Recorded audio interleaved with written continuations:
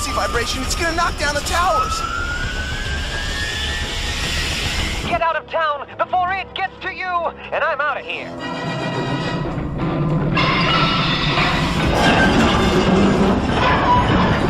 What's that?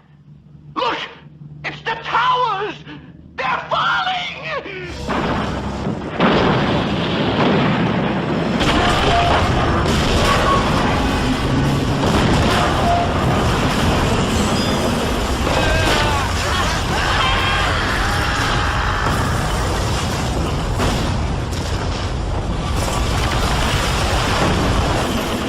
The towers are falling! Get away from there! No use pleading. You're dead.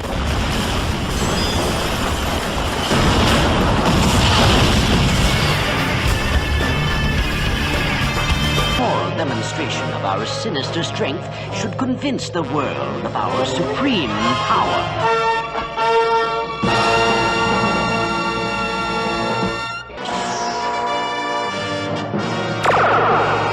The Legion of Doom is about to begin its reign of terror.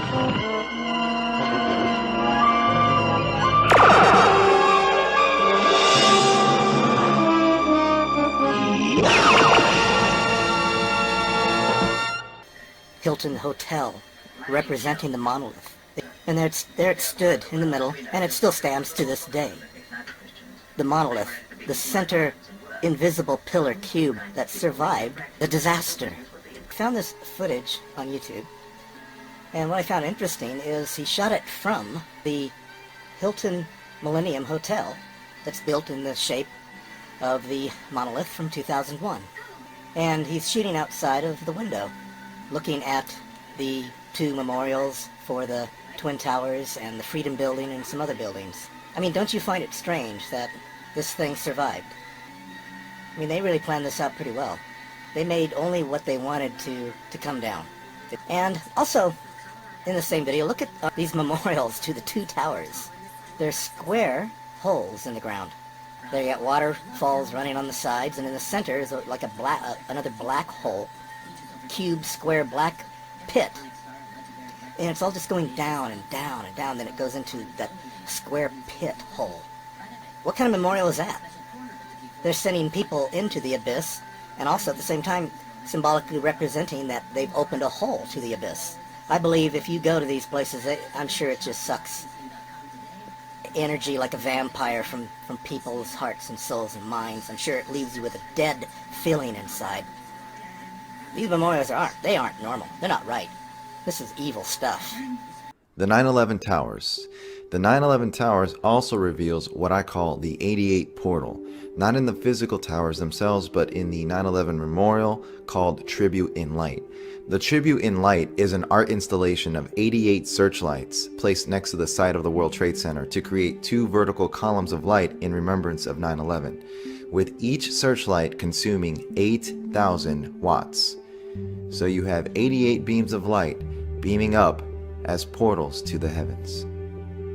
In my research, I've concluded that the One World Trade Center, or Freedom Tower, works as a type of spiritual antenna, just as in the film Ghostbusters. And I always mention Ghostbusters, but if you guys remember, in Ghostbusters, Gozer's tower was used for the same purpose, which allowed them to open a portal at the top because of its magical significance and properties. The structure of this roof cap is exactly like the kind of telemetry tracker that NASA uses to identify dead pulsars in deep space. Cold riveted girders with cores of pure selenium. So what? I guess they just don't make them like they used to, huh? No! Nobody ever made them like this. I mean, the architect was either a certified genius or an authentic wacko. The whole building is a huge superconductive antenna that was designed and built expressly for the purpose of pulling in and concentrating spiritual turbulence. Just a quick side note and fun fact that many may not realize, but the Ghostbusters closed the portal or gate at the end of the film using backpack-sized particle accelerators. All right. This chick is toast.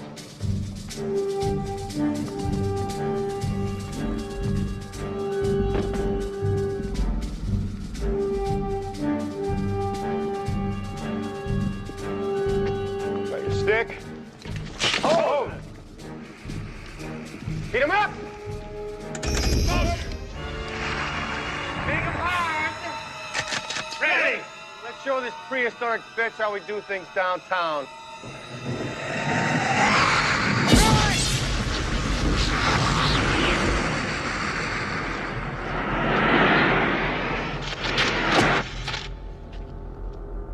Nimble little minx, isn't she? We better go full stream.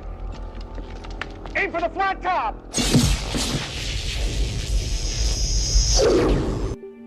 A radical idea. The door swings both ways. We could reverse the particle flow through the gate. How? We'll cross the streams. Excuse me, Egon. You said crossing the streams was bad. Cross the streams. You're gonna endanger us. You're gonna endanger our client, the nice lady who paid us in advance before she became a dog. Not necessarily. There's definitely a very slim chance we'll survive.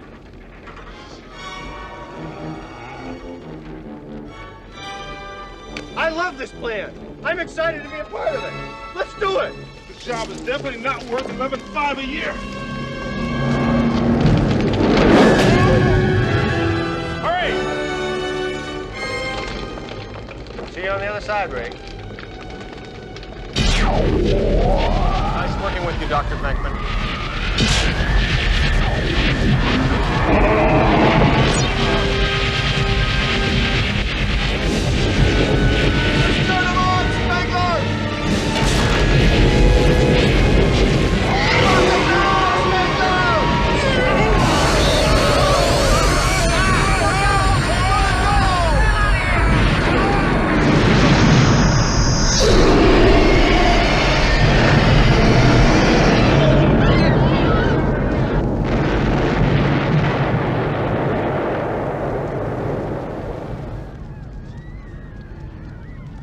So there is absolutely spiritual and occult significance to the One World Trade Center, and this is confirmed by a story put out by Fox News a few years back, some of you may recall, regarding quote-unquote strange eerie sounds coming from the One World Trade Center. Everyone, right now a new mystery surrounding One World Trade Center. For about a year, New Yorkers have reported hearing an eerie sound coming from the newly constructed building. They call it haunting. And it's got a lot of people talking. Rick Leventhal joins us now. So Rick, you went down there, you did some investigative work. What did you learn? Well, there's clearly a noise. It's not clear exactly where it's coming from. It's been dubbed the Wailing World Trade Center. If the wind is blowing hard enough from a particular direction, it can create a sound that some are calling eerie, haunting, even moaning. The whistling was first reported by the Tribeca Citizen on the day after Thanksgiving. A man who lives a couple blocks from the almost completed One World Trade Tower wrote a local paper and said he first heard the sound during Hurricane Sandy last year and assumed it would be eliminated when the building's framework was finished and the windows installed. Well, then last week in the middle of the night, the neighbor says the tower began whistling again with a slightly different two-toned cry, calling it unmistakable and very chilling. So here it is, and you can judge for yourself.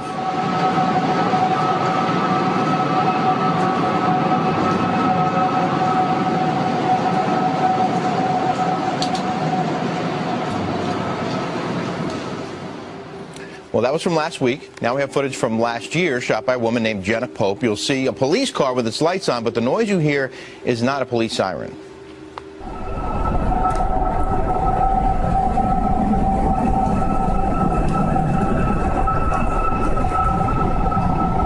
There is clearly a sound, and it's only heard when it's really windy, and it appears to be coming from One World Trade. Wow, that is so eerie and haunting. Thank you so much for doing that report for us. Rick. Sure. You see, through this story, they are telling you right in plain sight that there's a spiritual connection to the tower, that it has spiritual significance. This was the purpose of this story even airing. Remember, anything shown to us via their media is by design, always, and it comes straight from the social engineers and occultists who own the media. This story was meant to blatantly tell you of the structure's occult significance. So if you had the eyes to see, you understood that. But for the millions who saw this story, it's just wind, move along, nothing to see here. A closer study of the design of the Freedom Tower reveals the time and space significance. A closer look at the geometry indeed reveals an octagonal design. Its shape begins with a cubic structure. The main body of the tower consists of what is called an elongated square antiprism. A prism breaks apart white light into many colors, while an antiprism turns all colors into one. Keyword 1. The base rotates as it rises, ending in another square at the top, which is offset from the base by 45 degrees. Therefore, seen from the sky, you can see that the tower forms an octagon. In addition, the tower's height, of course, is 1776, half of which is 888. The whole building is a huge superconductive antenna that was designed and built expressly for the purpose of pulling in and concentrating spiritual turbulence. Something that we'll never forget. I think most of us can even remember where we were when we found out about what happened and what was going on. I'm sure it doesn't surprise most that are in the truth-seeking community in this time that 9/11 was a satanic ritual. Coming to that conclusion from many different angles, from many different ways, all leading to the same truth, that it was in fact representing the birthing of the new age of Antichrist, the ripping the veil, the bringing in of the beast police state system, and all manner of things, but also a blood sacrifice ritual into the wine press, Samson pushing down the two pillars. But this all correlates to what we've been looking into in the last video, and what we've been looking into in regards to the cube behind the veil. It all links in together. And in this video, we're going to have a look again through Solomon's temple, Herod's temple, how this all correlates to Jesus Christ when he died and rose again, and the veil was ripped in that temple to reveal the cornerstone that was behind the veil. And this all links together with 9/11 and many different things. So let's have a look at this. So 9/11, 2001, IXXI. Many believe, or some believe, that Jesus himself was born on 9/11, 3 BC. Which is pretty interesting because 9/11, 2001 is an inversion of that, 9/11, 2001, 3 AD. But this event, this horrific event that happened on 9/11, 2001, we've discussed this before in terms of the two pillars, like Samson pushing down the two pillars, north and south, plus and minus, just like the pillars in Freemasonry, Yashin and Boaz, plus and minus. So the male and female, the parents, and just like that Samson figure pushing it down in the Bible. And then you've got the child here, which in terms of what we're looking at the moment, as I say, there's many different ways of understanding the nature of this satanic ritual, because there's many different paths and roads that lead to the same conclusion. But the World Trade Center 7, representing that cornerstone. Now remember, Jesus Christ is our true cornerstone, and this all involves inverting. It's to do with the Antichrist. They're trying to bring in, they're trying to open the pit, they're trying to bring in the Antichrist and the age of the Antichrist. So that involves smashing this cornerstone, as per usual, smashing this stone.